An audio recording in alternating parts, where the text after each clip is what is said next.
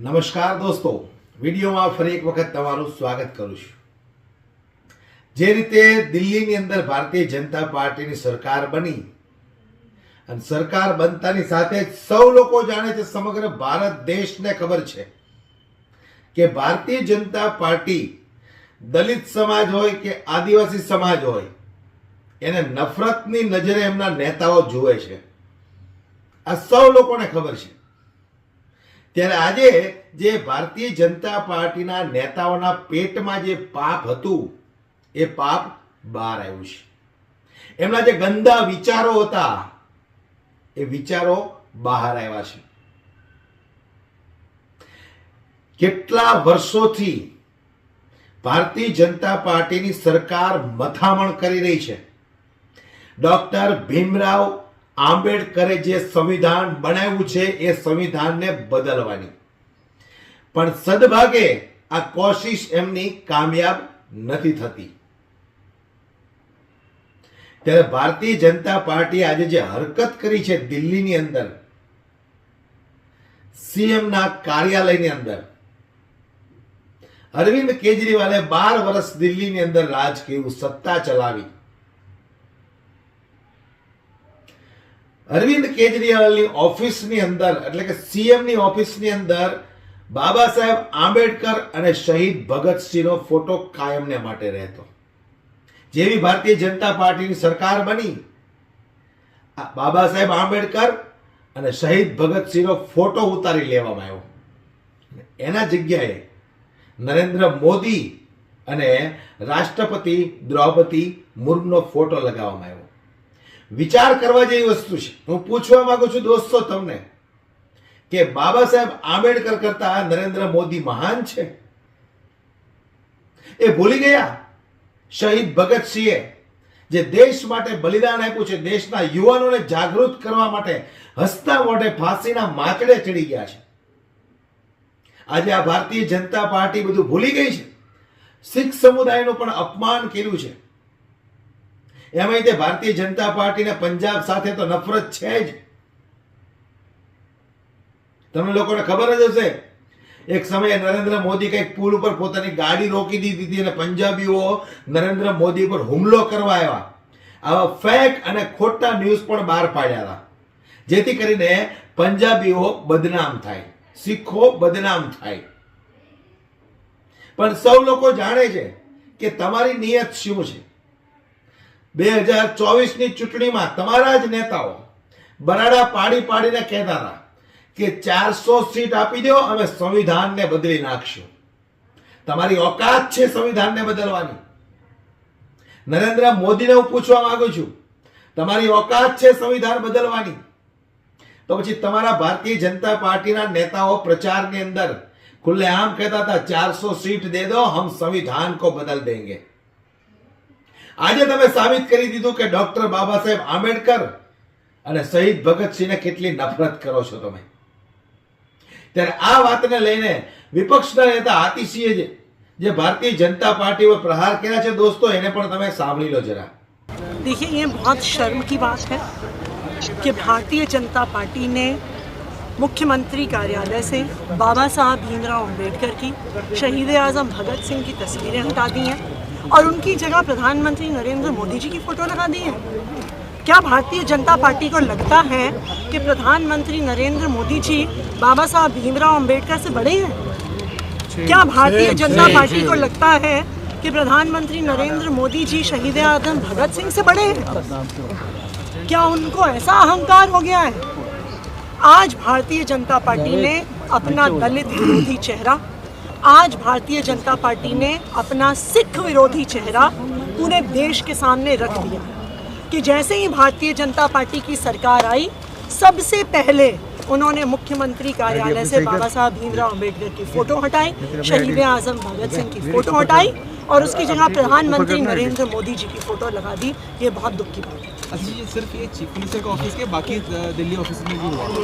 ये बड़े दुख की बात है कि भारतीय जनता पार्टी ने जैसे बाबा साहब अम्बेडकर की आज सदन का पहला दिन था और ये सदन बाबा साहब अम्बेडकर संविधान चलता है, वो मुख्यमंत्री कार्यालय से बाबा साहब अम्बेडकर और शहीद आजम भगत सिंह की फोटो हटना ये दिखाता है कि भारतीय जनता पार्टी बाबा साहब अम्बेडकर का पहले भी विरोध करती थी, आज भी विरोध करती है। शहीद आजम भगत सिंह के विचारों से वो पहले भी नफरत करते थे, आज भी नफरत करते हैं। और ऐसे तो इन्होंने जैसे संसद के अंदर से बाबा साहब की तस्वीर हटाई है, क्योंकि दिल्ली विधानसभा के अंदर इतनी बड़ी प्रतिमा बाबा साहब की लगी हुई है, ये उसको भी हटा देंगे। लेकिन इस देश के दलित और सिख लोग जो बाबा साहब अम्बेडकर को और शहीद आजम भगत सिंह को मानते हैं, वो कभी इसको बर्दाश्त नहीं करेंगे। और इसके लिए हमें चाहे सड़क पर प्रदर्शन करना पड़े, चाहे संसद में करना पड़े, चाहे सदन में करना पड़े, सदन ये चलेगा नहीं जब तक बाबा साहब अम्बेडकर की तस्वीर को और शहीद आजम भगत सिंह तस्वीर को वापस लगाया नहीं जाता। भारतीय जनता पार्टी इसके ऊपर माफ़ी नहीं मांगती। किन किन ऑफिस से? जी बिल्कुल, मुख्यमंत्री शहीद आजम भगत सिंह जिनको देश के नौजवानों के साथ साथ बच्चों से लेकर बुजुर्ग तक हर आदमी उनको अपना आइडियल मानता, उनके आदर्शों को, उन्होंने जो कुर्बानी दी उनकी आज तक सराहना पूजा करता है।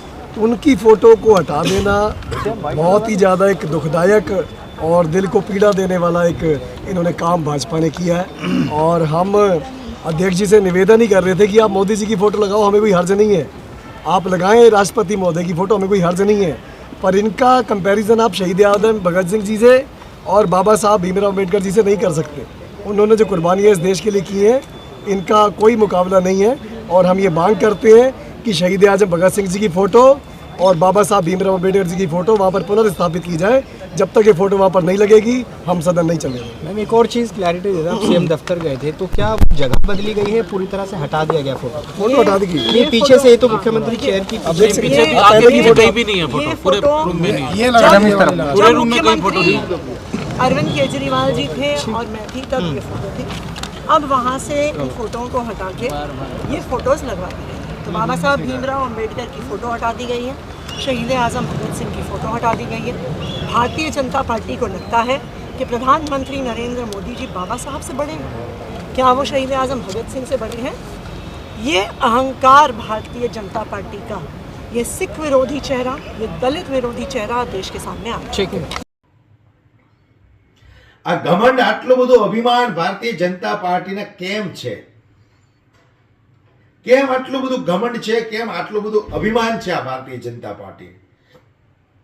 કે બાબા સાહેબ આંબેડકર દેશના ઘડવૈયા, જેમણે સંવિધાન લખ્યું ને એ સંવિધાન ઉપર આખો ભારત દેશ ચાલે છે.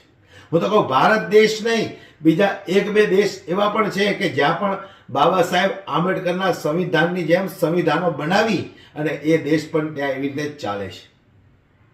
આજે બાબા સાહેબ આંબેડકરનો ફોટો ઉતારી અને તમે લોકોએ સાબિત કરી દીધું કે તમે દલિત સમાજને કેટલી નફરત કરો છો, શીખ સમુદાયને કેટલી નફરત કરો છો.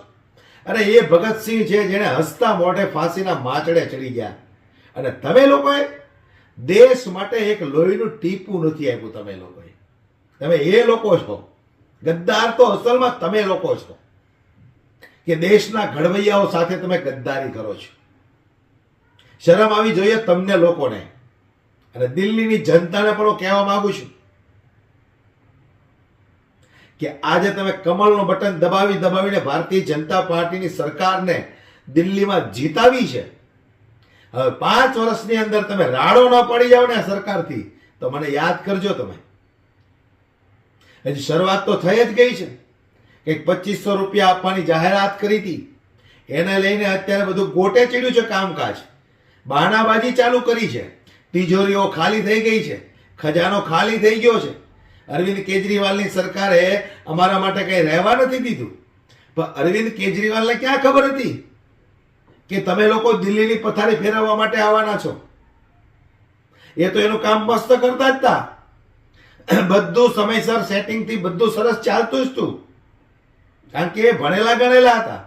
તમારી પાર્ટીમાં કેટલા ભણેલા છે અને કેટલા અભણ છે એની તો પહેલા તમે તપાસ કરો, પછી તમે વાત કરો.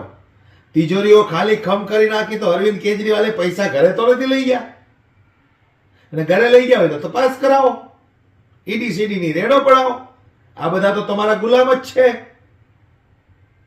એટલે બહાનાબાજી ચાલુ કરી છે, પણ ખેર એ તો દિલ્હીની જનતાને ભોગવવાનું છે. પણ કહેવાનો મારો મતલબ એ છે કે આજે ભારતીય જનતા પાર્ટીના પેટમાં જે પાપ હતું ને એ સામે આવી ગયું દોસ્તો. સંવિધાન બદલી ન શક્યા, પરંતુ વારંવાર બાબા સાહેબનું અપમાન કરતી આ ભારતીય જનતા પાર્ટી ક્યાં સુધી તમારું ઘમંડ રહે છે, ક્યાં સુધી તમારું અભિમાન રહેવાનું છે. રાવણ આટલો અહંકારી હતો તો એમનું પણ અહંકાર તૂટીને ચકનાચૂર થઈ ગયું હતું. તમે તો સામાન્ય એક માણસો છો. આ એ દેશના ઘડવૈયા છે જેના કારણે આપણો ભારત દેશ ચાલે છે. અમે દલિત નથી, પણ આટલું સન્માન અમે કરીએ છીએ બાબા સાહેબ આંબેડકરનું, કે જેમણે સંવિધાન લખ્યું અને દરેક નાગરિકને બોલવાનો અધિકાર આપ્યો, દરેક બહેનોને નોકરી કરવાનો અધિકાર આપ્યો. આ એ બાબા સાહેબ આંબેડકર છે. તમે એનું વારંવાર અપમાન કરો છો. તમારી મજાલ શું છે? તમારી ઓકાત શું છે? વિડીયોમાં બસ આટલું જ દોસ્તો. વિડીયો બાબતે તમારું શું કહેવું છે અને કોમેન્ટ બોક્સમાં જરૂરથી